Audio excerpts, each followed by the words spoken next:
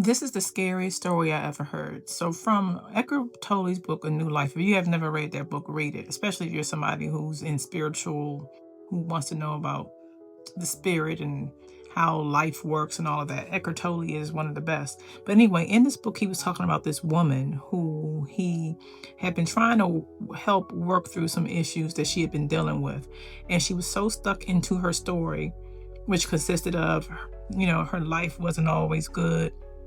The people in her family were the cause of a lot of her struggles, and she would not let this story go. And he'd been working with her for some time, and then something he said suddenly clicked. And she was like immediately relieved. Like she got it then. And when she got it, all the hate and weight from all of those years was lifted off of her. So she leaves his office, and then one of his employees come in the room, and she's like, "Oh, it feels like ick in here. Open the windows." So he opened the windows, but he decided to do one better and then go to this restaurant. So he goes to this restaurant, and there's this guy in the restaurant. He's in his wheelchair. Sorry. All of a sudden, dude starts going off, like just was tripping. He even looked at him at one point and he just started going off. The energy seemed just so wild considering what was going on. Like he was complaining about service, a few things, but it just didn't make any sense.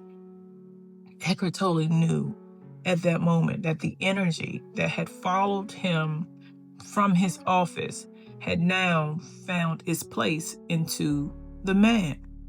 Now, there are people who would believe in demons and all of that. I steer away from that kind of stuff. But I do believe that energy, negative and positive, transfers.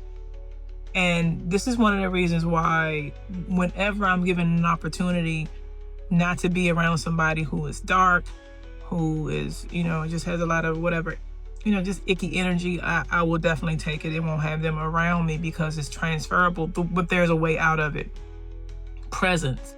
The reason why that negative energy could not find its place into Eckhart was because he was present. What do I mean by that? You're paying attention to your surroundings. Maybe you're focusing on your breath. You're not letting your mind wander, thinking about all the things that happened the day before or in that meeting. You're present. You are aware. When you do this, any kind of energy that's not for you won't be able to find its way to you. And that will allow the things that you have been praying for to reach you. Check that story out. It tripped me out.